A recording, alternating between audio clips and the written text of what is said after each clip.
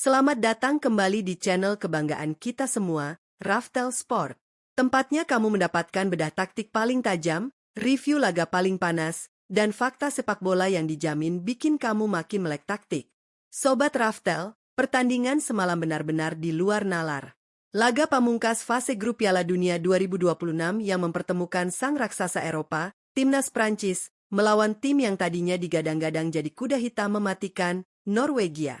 Semua mata dunia tertuju pada layar kaca, menunggu duel maut antara kecepatan Kylian Mbappe melawan ketajaman monster Skandinavia, Erling Haaland. Tapi apa yang terjadi di lapangan hijau? Laga yang harusnya jadi blockbuster, malah berubah jadi horor buat para pendukung Norwegia.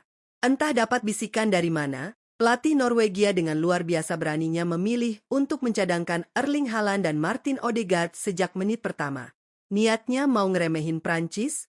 Atau kelewat overthinking? Yang jelas, karma instan langsung menghujam jantung pertahanan Norwegia. Tim ayam jantan mengamuk, meluluhlantakkan Norwegia dengan skor telak 4-1. Sebuah pembantaian yang ditutup secara dramatis oleh gol Desir Doué di menit akhir pertandingan, menjadikannya salah satu kekalahan paling konyol sepanjang sejarah Piala Dunia. Hari ini, tim Raftel Sport sudah membedah habis-habisan kronologi pertandingan semalam. Kita bakal ngebahas 4 fakta gila dari laga ini, mulai dari kebodohan ego sang pelatih, dominasi mutlak lini tengah Prancis, hat-trick sensasional Ousmane Dembélé berkat mode pelayan Kylian Mbappe, sampai gol penutup mematikan dari Doué yang menghancurkan sisa harapan Norwegia.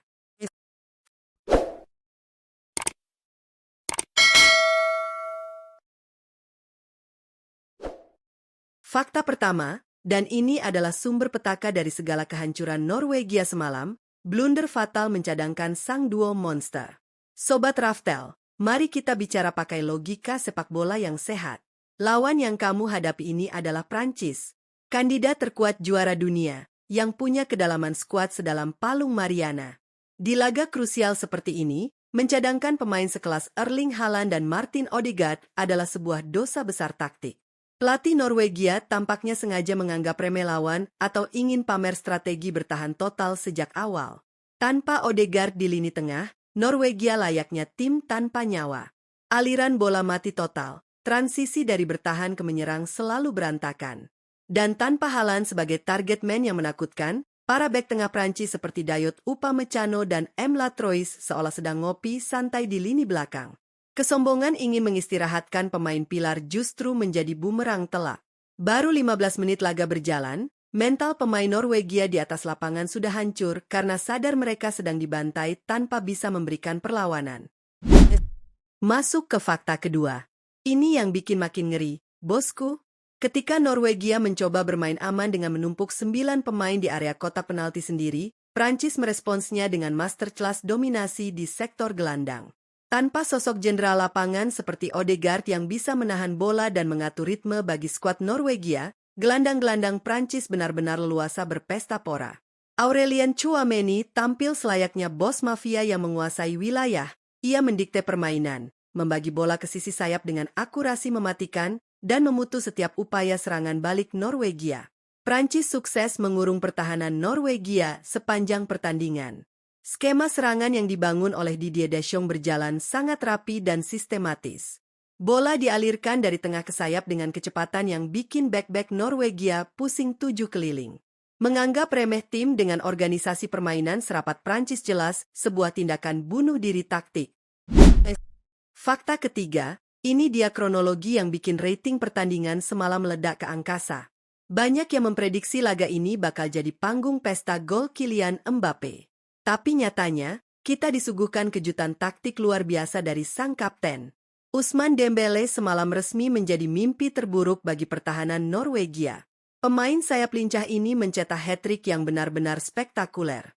Tapi siapa aktor intelektual di balik gol-gol tersebut? Ya, Kylian Mbappe. Semalam, Mbappe sama sekali tidak mencetak gol. Dia berubah peran menjadi playmaker super elit alias masuk ke mode pelayan. Mbappe sengaja turun menjemput bola, menarik bek lawan, lalu melepaskan umpan terobosan manja. 2 dari 3 gol Dembélé murni berasal dari assist magis Mbappe. Ketika Norwegia sempat mendapatkan angin segar lewat satu gol balasan yang membuat skor menjadi 2-1, asa sempat muncul di kubu Skandinavia. Mereka mencoba menekan di sisa waktu. Tapi, justru disitulah Prancis menghukum mereka tanpa ampun. Tepat di menit-menit akhir pertandingan, saat mental Norwegia sedang mencoba bangkit, wonderkid Prancis, Désiré Doué, membunuh harapan tersebut secara instan. Memanfaatkan umpan silang matang, Doué melompat tinggi mengalahkan jangkauan bek Norwegia dan melepaskan sundulan roket yang merobek jala gawang.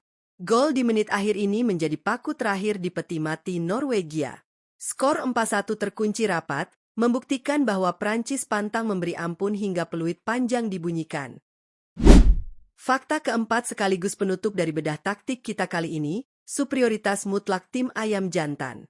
Kemenangan telak 4-1 atas Norwegia ini memastikan langkah Prancis melaju ke fase knockout sebagai juara grup dengan rekor yang benar-benar sempurna.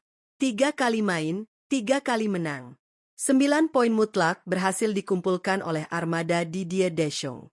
Mereka menyapu bersih seluruh pertandingan di fase grup tanpa ampun. Menghadapi tim yang bermain ekstra defensif, Prancis menemukan celahnya lewat mode pelayan Mbappé dan hat-trick Dembélé. Dan ketika lawan mencoba bangkit di menit akhir, mereka masih punya tenaga untuk menghancurkannya lewat sundulan Doué. Di sisi lain, kekalahan ini menjadi noda hitam legam bagi sejarah sepak bola Norwegia. Sang pelatih kini harus bersiap menghadapi amukan media olahraga dunia dan jutaan fans Norwegia yang merasa generasi emas mereka dihancurkan oleh keegoisan taktik semalam. Gila, gila, gila. Laga semalam adalah bukti mutlak bahwa di turnamen sebesar Piala Dunia, kamu nggak punya hak sedikitpun untuk meremehkan lawan sekelas Prancis. Pelatih Norwegia harus membayar sangat mahal harga kesombongannya karena memarkir Haaland dan Odegaard. Terima kasih banyak buat Sobat Raftel yang udah setia nonton video bedah laga ini sampai detik terakhir. Gimana menurut kalian? Apakah hat-trick Dembélé lebih memukau, kejeniusan Mbappé yang ngasih 2 assist, atau justru sundulan pembunuh dari Désiré Doué di menit akhir yang jadi momen favorit kalian?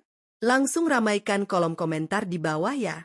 Dukung terus Raftel Sport dengan cara klik tombol like, share video ini ke semua tongkrongan bola kalian. Pastikan tombol subscribe serta lonceng notifikasinya udah menyala biar kalian gak ketinggalan konten sepak bola terakurat, tertajam, dan terpercaya dari kita. Saya pamit undur diri dari studio Raftel Sport.